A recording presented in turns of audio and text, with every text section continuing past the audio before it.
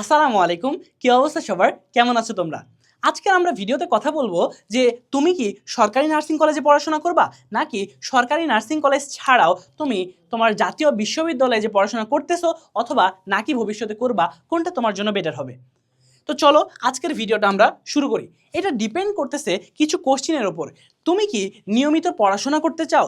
যদি চাও যে লাইফে নিয়মিত পড়াশোনার মধ্যে থাকতে, তাহলে নার্সিংটা বেছে নাও। কারণ নার্সিং এমন একটা লাইফ যেখানে তোমাকে কিন্তু পড়তেই হবে। কারণ তুমি পড়া ছাড়া না পড়ে কিন্তু জাতীয় বিশ্ববিদ্যালয়ের মতো পাশ করতে পারবে না।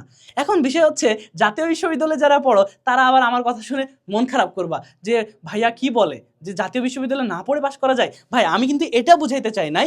জাতীয় বিশ্ববিদ্যালয়ে পরীক্ষার আগের রাতে বা হচ্ছে যে মোটামুটিভাবে পড়লে কিন্তু পাশ করা সম্ভব। এটা তোমার হইতেছে অবিশ্বাস করার কিছু নাই বা এত যুক্তি দেখানোরও কিছু নাই। কিন্তু নার্সিংয়ে এটা করা সম্ভব হইলেও একটু টাফ হয়ে যায়। নার্সিংয়ে প্রতিনিয়ত পড়াশোনা করা একটু জরুরি, কারণ এটা একটা হেলথ কেয়ার প্রফেশন।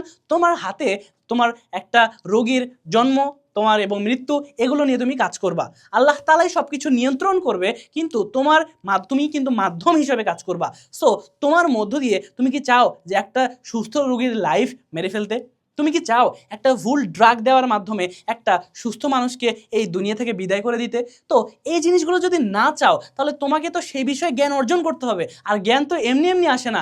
জ্ঞান অর্জন করার জন্য কঠোর পরিশ্রমের দরকার, এবং সেজন্য নিয়মিত পড়াশোনার মধ্যে থাকা, নিয়মিত পড়াশোনা করা, নিয়মিত ক্লাস করা, ল্যাব ঠিক মতো করা, ক্লিনিক্যাল প্র্যাকটিস ঠিক মতো করা, হসপিটালে ভালোভাবে ডিউটি করা, সবই তোমার জন্য কর্তব্য।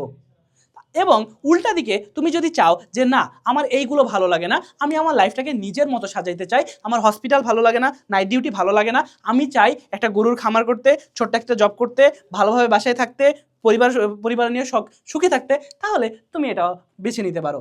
এবং তোমার যদি ইচ্ছা হয় যে বিসিএস দিতে, তাও তুমি এই তোমার ইয়ার মাধ্যমে দিতে পারো। জাতীয় বিশ্ববিদ্যালয় থেকেও কিন্তু বিসিএস দেওয়া যায়। ইভেন তুমি জেনে খুশি হবা যে নার্সিং এখান থেকেও কিন্তু বিসিএস দেওয়া যায়, যদি তুমি বিএসসি ইন নার্সিংয়ে পড়ে থাকো। অ্যান্ড বিএসসি ইন নার্সিংয়ে কারা পড়ে? যারা এইচএসসি লেভেলে অনারে তোমার সায়েন্সে ছিল, সায়েন্স ব্যাকগ্রাউন্ডের স্টুডেন্টরা কিন্তু তোমার এই সরকারি নার্সিং কলেজে পড়ার পরেও, বিএসসি করার পরে তারা কিন্তু বিসিএস পরীক্ষা দিতে পারে।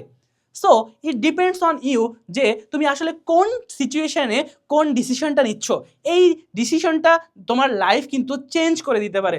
সো এই জিনিসগুলোর উপরে ফোকাস করো, এবং তোমার যেখানে যেটাই করো না কেন, সেক্ষেত্রেই তোমার যেটা প্রয়োজন সেটা হচ্ছে নিজের স্কিলটাকে বাড়ানো। যদি নিজের স্কিলটাকে বাড়াইতে পারো, যদি সেলফ ডিসিপ্লিন তোমার মধ্যে থাকে, তাহলে দেখবা অনেক দূর লাইফে আগায় যাবা।